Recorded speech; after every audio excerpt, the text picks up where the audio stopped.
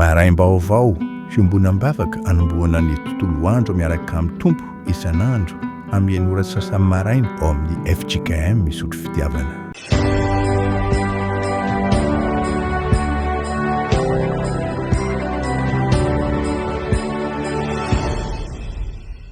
Alatsinainy fa 13 volana aprily 2024 manonona ny famindram-po sy ny fahasoavana avy amin'Andriamanitra Ray sy Jesosy Kristy Tompo ho amintsika fiangonana. Iombona amin'ny fiderana isika ka ny salamo 9 andininy voalohany hatramin'ny 5 makeny amin'ny andininy 5 no iarahantsika mamaky. Salamo 9 andininy voalohany hatramin'ny 5 sy ny andininy 5. Mitsanganary ho amin'ny fanomezam-boninahitra an'Andriamanitra. Hoy ny mpanao salamo: Jehovah tomponay io, endre ny voninahitra ny anaranao amin'ny tany rehetra, nataonao eny amin'ny lanitra ny voninahitrao. Avy amin'ny vavany ankizy madinika sy minono, nanorenanao hery noho ny mpandrafy anao, mba hampanginanao ny fahavalo izay tahamalaratsy. Raha jereko ny lanitrao izay asan'ny rantsan-tananao, sy ny volana mankitana izay noforononao. Inona moa ny olona no atserovanao azy, ary ny zanak'olombelona no manginao azy? Fa efa nataonao ambany kely ho Andriamanitra izy, ary efa nosatroanao voninahitra sy fiandrianana. Jehovah tomponay io, endre ny voninahitra ny anaranao amin'ny tany rehetra. Amen. Hivavaka isika ry havana. Tompo, manome voninahitra anao tokoa ny tany izay rehetra eo aminy, ny lanitra izay rehetra eo aminy, ny zava-boarinao rehetra, ary indrindra izay nofoazinao, notatrianao, ary tonga eto amin'izao fotoana izao. Manome voninahitra anao izay satria ianao rery no mahery, ianao no mpandresy. Misaotra anao izahay no ny fandresena nomenao anay koa, nandresy ny aiziny izahay, ary teo ny fakapanahy izay manodidina anay, fa noho ny fahasoavanao dia nahajoro izahay. Kanefa Tompo, miaona aminao ilay mpandinika ny vo sy ny fo izahay amin'izao ora sy fotoana izao. Raha misy fahadisoana vitanay, ratsy natao na tsara tsy vita, tsy tsaroanay velively, angatahanay famelana avy aminao ireny. Noho ny amin'i Jesosy Kristy, tonony aminay indray ny famelan-keloka mba hahazoanay ny toky fa tena zanaka ao Andriamanitra izahay. Eto no angatahanay ny fanahy masina mba hampianatra anay ny soratra masina izay hovakiana, ary iainanay ny hafatra avy amin'izany. Ataovy manana ny sain'i Kristy izahay, ny fanetretenany, ny fieverany, ny hafa sy izao tontolo izao. Amin'ny anaranao Jesosy. Amen. Filipianina 2 manomboka eo amin'ny andininy 5 hatramin'ny 9 no anjara vaky-tenintsika fiangonana amin'ity anio ity. Filipianina 2 andininy 5 hatramin'ny 9. Amin'ny anaran'ny Tompo, aoka ho aminareo izao saina izao, izay tao amin'ny Kristy Jesosy koa, izay na dia nanana ny endrik'Andriamanitra azy, dia tsy nataony ho zavatra ho fikirina mafy ny fitoviana amin'Andriamanitra, fa nofohanany ny tenany tamin'ny nakany ny endriky ny mpanompo sy nahatongavany ho manam-pitoviana amin'ny olona.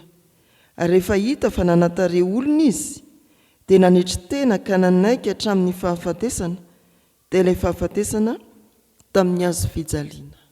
Amen. Ray masino, manamasinana amin'ny fahamarinana, ny teninao no fahamarinana. Amen. Mbola misaotra ny Tompo isika manana anjara tsara amin'ity maraina ity, ary dia mpandrenesiny indray ny sitrapony. Mpandresy ny Tompo. Filipianina 2 andininy 5 hatramin'ny 9.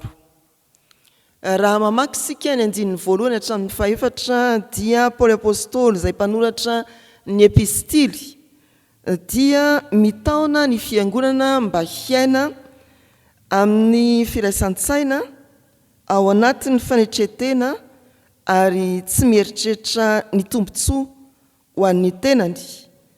Tsy mijanona amin'ny fampianana ihany izy, fa manomboka eo amin'ny fahadimy indrindra dia mitaona ny mpamaky, mitaona ny fiangonana tao Filipy mba hieritreritra ny fiainan'i Kristy, ny toe-tsain'i Kristy.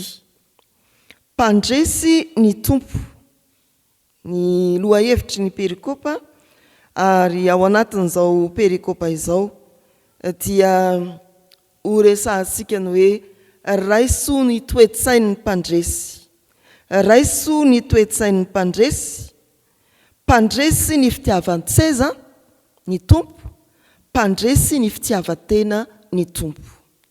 Raiso ny toe-tsain'ny mpandresy. Aoka ho aminareo izao saina izao, izay tao amin'i Kristy Jesosy koa. Tsy hoe hevitra na fieritreretana, fa tena toe-tsaina mihitsy, fomba fisaina. Aoka ho aminareo izao toe-tsaina izao, izao saina izao.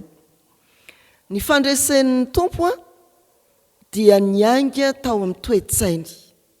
Arak'izany, ny fandresentsika mpino, mpianatry ny tompo, kristianina, dia miainga koa amin'ny toe-tsaintsika. Rehefa isika no mandray ny toe-tsain'ilay mpandresy, amin'ny fananany fanetretena, amin'ny fiheveran'ny hafa, dia manomboka ny fandresentsika. Taontsika hijery vetivety ny toe-javatra mety mitranga eny amin'ny fiarahamonina eny.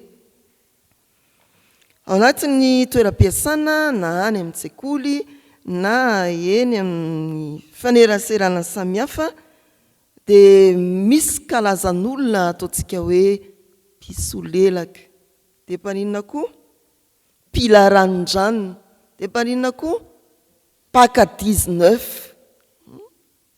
Fa mifanohitra amin'izay kosa misy olona mangina, miasa tsara, miasa be, miasa mandrakariva ary mahatoky. Tsy mila sitraka aman'olona. Iza zany ilay tena manana ny toe-tsain'i Kristy? Ilay voalohany sa ilay faharoa? Ilay faharoa. Izany no hiantsonantsika eto ry havana. Aoka ho aminareo izao saina izay, izay tao amin'i Kristy Jesosy koa. Ny mpandresy dia tsy ilay mpila ranondranony ka toa hitan'ny mpampiasa foana, na hitan'ny mpampianatra foana, tsy ny paka 19, fa ny mpandresy dia ilay miasa ao anatin'ny toetra mahatoky, ilay miasa mandrakariva ary miasa manana ny toe-tsain'i Kristy. Ny faharoa eo amin'ny 9 ny fahaenina sy fahafito, verenana vakina amin'ny anaran'i Jesosy manao hoe izay na dia nanana ny endrik'Andriamanitra aza dia tsy nataony ho zavatra ho fikirina mafy ny fitoviana amin'Andriamanitra, fa nofohanany tenany tamin'akany ny endriky ny mpanompo sy nahatongavany ho manam-pitoviana amin'olona. Mpandresy ny tompo, mpandresy ny fitiavan-tseza izy. Nanana ny fiandriana ny tompo tao amin'ny voninahitr'Andriamanitra. Nanana ny endrik'Andriamanitra ho ny soratra masina eto, fa nofohanany tenany. Nanaiky hitovy amin'ny olona izy. Mandresy ny fitiavan-tseza ny tompo. Vokatry ny toe-tsaina nananan'i Kristy, ny fandreseny, ny fitiavam-boninahitra, ny fitiavan-tseza, fa fianarana ho antsika koa zany ry havana. Jesosy dia nanana ny maha-Andriamanitra azy, nefa tsy niazona izany ho an'ny tenany, na ho tompony ho azy, fa nanaiky ho tonga olona izy, anam-pitoviana amin'ny olona, ho tonga mpanompo izy. Teo ambony, fanohitra amin'izany mihitsy ny toe-tsain'ny zanak'olombelona, fitadiavan-tseza. ny mamaika tsy hoe andraikitra fa aiza ny seza azo ipetrahana, aiza ny toerana talaky masoa ka hiderana. Ary io tsy hoe any amin'ny fiarahamonina ihany toeram-piasana na eo amin'ny sehatra samihafa, fa na aty am-piangonana aza ny mamaika dia ny hoe aiza ny ahafahako mipetraka ho hitan'ny olona, aiza no ahafahako manao zavatra ho fantatr'olona, na ninona ny tsy nitononona ny anarako tamin'ny toe-javatra tahak'izao, maninona tsy naverimberina ilay filazana momba ny zavatra nataoko, efa goavana be.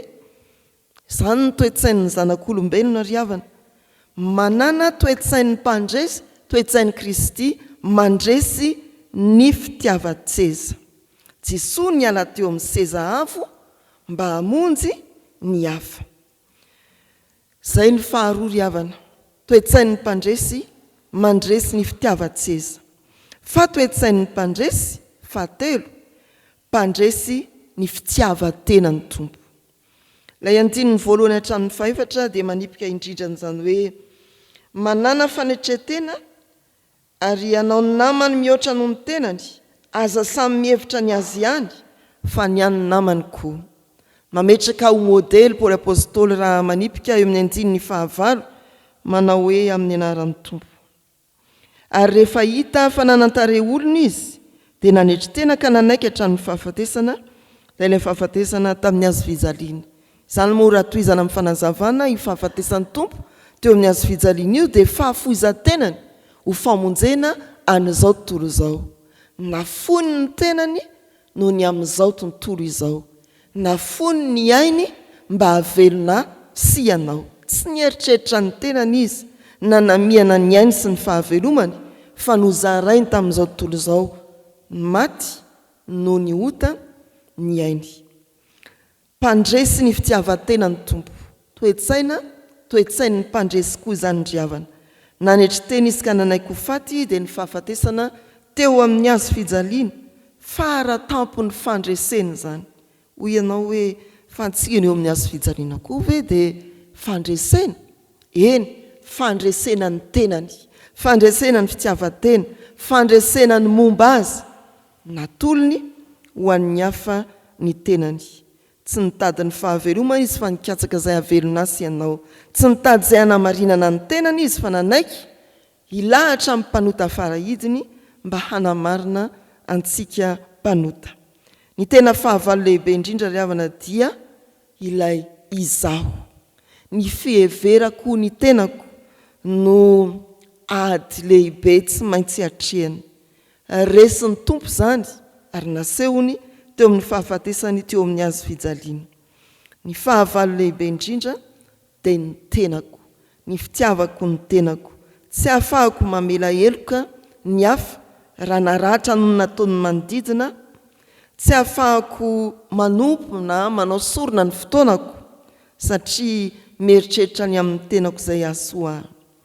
Ety am-pamaranana dia fitinina ny hoe Jesoa no mpandresy satria nanana toe-tsaina marina teo anatrehan'Andriamanitra izy. Nandresy ny fitiavan-tseza, nandresy ny fitiavan-tena, izy no lalana ho an'ny kristiana rehetra te handresy. Aiza aminareo no mbola mila fandresena eo amin'ny fiainanao? Ny toe-tsainao ve? Ny fitiavan-tseza ve? Sa ny fitiavan-tena? Androany raisy ny toe-tsain'ny Kristy ry havana, avelao ny tompo handresy ao anatinao. Fa izay mandresy miaraka amin'ny tompo dia nandray ny toe-tsainy, nandao ny seza fiandrianana ary nanda ny fitiavan-tena. Ilay nandresy ny tenany dia Kristy ho raisinao mba io mpandresena aminy ianao. Amen. Ivavaka isika. Endre Tompo ny fifalinay, fa nosokafanao ny masom-panahinay. Andray ny toe-tsainao Kristy, ny toe-tsain'ny mpandresy, fa ay eo tokoa no hiaingana. Toe-tsaina feno fanetretena, toe-tsaina tsy mitady ny an'ny tena ihany fa ny an'ny hafa indrindra koa. Misaotra fa mampianatra anay ianao, na dia nanana ny endrik'Andriamanitra azy dia tsy nofikirinao mafy izany fa nofoananao ny tenanao, nilaozanao ny seza fiandriananao ka tonga niaraka taminay ny rehefarehefa tetỳ amin'ny tany ianao mba hanarina anay mpanota, ary izany nahatonga anao hatreny amin'ny hazo fijaliana ny eritreritra izay hahavelona anay, nanavitra anay tao anatin'ny onaona ny fahotana. Andriamanitra misaotra ny amin'i Jesosy Kristy zanakao fianarana ao anay, ary izao ny angatahanay dia ny mbola mindranao fo aminay tamin'ny lasanay feno firiariana, tamin'ny lasanay feno fitiavan-tseza, tamin'ny lasanay tsy nandraisanay andraikitra fa nyravoravezanay tanana, ny eritreretanay izay ho an'ny tenana ihany fa tsy nitadiavanay tombontsoa ho an'ny fiangonana, ho an'ny firenena, ho an'ny fiarahamonina eny, ho an'ny ankohonana, navelanao hiareriry aminay akaiky azy. Misaotra anao Andriamanitra fa mametraka anay eo amin'ny toerana misy anay tsiraray avy ianao, fa toerana tsy hireharehana na hanososena ny hafa izany, toerana hanompoana. Iaingeto izay amin'ity maraina ity, ninona asa izay nomena ho anay dia ataonay ny andraikitray mba hahasoa ny manodidina anay, ahatsara izay manatona anay eo amin'ny anjara toeram-piasanay, eo amin'ny biraonay tsirairay avy. Ho mpanompo izahay ary katsaka izay hahasoa ny hafa fa tsy hitady ho an'ny tenanay, fohan'ny fisainana rehetra tsy araka anao Kristy ao anatinay. Iaingeto izahay mety hamonjy ny fianarana na hikarakara ny ankohonanay dia ianao tompony mbola hanome anay ny toe-tsainao, toe-tsaina manitry tena, hikatsaka izay hahasoa ny manodidina anay koa, ny ankohonanay, ny fikarakarana azy ireny tsy ho ataonay ambany zavatra. Tompo, feonatrehan'izay dia jereo ny momba anay tsirairay. Ianao no mahalala ny mahasoa anay, amin'ny ara-panahy dia tehirizo ny fahamasinanay, amin'ny ara-nofo dia ambeny ny fahasalamanay sy trano koa raha misy fanaintainana manafika ny nofinay ankehitriny. Amin'izay fikasana tsara ao anatinay, ampio izay hahavitany ireny, ho voninaitrao ary hahafahanay mijoro ho vavolombelonao. Jereo ny firenenay Andriamanitra, ianao hiaro ity firenena ity eo ambany tanam-pitiavanao ka hanjaketo ny fandriampahalemana ny fiadanana, ao anatin'izay mety ho tsy fitovi-kevitra, ao anatin'izay mety ho savoritahana samihafa, dia mbola hitsatoka eto hatrany ny azo fijalianao Kristy, ilay tompon'ny filaminana sy ny fiadanana. Jesosy Kristy io ny fiangonanao izay novidinao tamin'ny ranao, manerana ny tany dia ajoronao misy kristianina, mety hoe tsy misy trano fiangonana hivavahany, hakotsaroany fahatempolonao izy Andriamanitra, ka ajoro ao anatin'ny sarotra ara-panahy. Misy fiangonana mijoro isan-tanàna, isam-pirenena, mba ho fanasana sy fahazavana ary hamafy ny voatsara izy ireny dia ho tondrahanao ny voatsarana fafy ahavokatra be ho an'ny fiarahamonina. Ao anatin'ny fiomanana amin'ny fivorian'ny mpiandraikitra foibe, ny fiangonan'i Jesosy Kristy eto Madagasikara, ireo solotena samihafa avy any ampitan-dranomasina, avy any amin'ny faritany, hamonjy ny fivoriana izany tompo dia tantano eny an-dalana. Ireo tompona andraikitra mpanomana ny fivoriana, mamory ny hevitra rehetra dia omenao ny fahendrena sy ny tsilontsaina ahafahany mihevitra izay hampandrosoana ny fiangonana araka ny sitraponao sy ny toe-tsainao Kristy. Jesosy, angina fotoana vitsy izahay, mbola hanonona vavaka ao am-ponay tsirairay avy, enoy ary valio.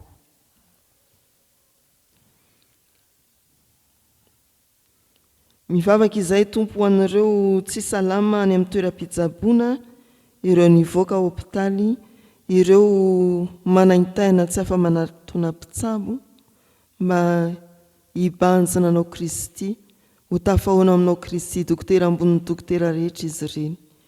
Mivavaka izay ho an'ireo manamanjo, mba ho tafambona aminao Kristy efa nandresin'ny fahafatesana, ary omenao ny fanahy masina mpampionina izy ireny. Mivavaka izay ho an'ireo manana raharaha amin'ny fitsarana na miatrika famotorana amin'ny ity anio ity, ireo voafonja miandry ny fitsarana, ireo efa manefa sazy ny anton'izany, ianao anamarina azy eo anatrehanao no ny haben'ny famindramponao sy ny fitiavanao. Mivavaka izay tompo ho an'ireo tojo olana sy sarotra isan-tsokajiny, ireo olana ara-ankonana ara-tokantrano, fifandraisan'ny mpivady, ny ray aman-dreny sy ny zanaka. Ianao tompo ampanakery ny asa fampihavanana vitanao. Izany no vavakay tompo ary atambatray amin'ny anampianarin' Jesosy manao hoe: Rainay izay ny an-danitra, ho amasinina ane ny anaranao, ho tonga ane ny fanjakanao, atao ane ny sitraponao ety an-tany ho tahaka ny an-danitra. Meo anay n'io ny anina sahaza ao anay, ary mamela ny herokay tahaka ny namelanay izay meloka taminay, aza mitondra anay amin'ny fakapanahy, manafahanay amin'ny ratsy. Anao ny fanjakana sy ny hery ary ny voninahitra mandrakizay. Amen. Raisao ary nitsodrano tononona amin'ny anaran'ny tompo.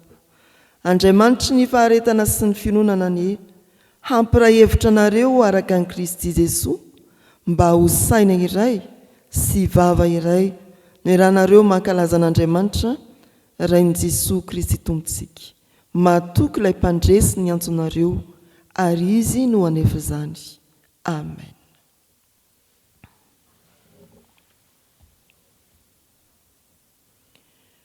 Ho an'Andriamanitra irery aneny ny voninahitra, amin'ny anaran'ny Ray sy ny Zanaka ary ny fanahy masina. Amen.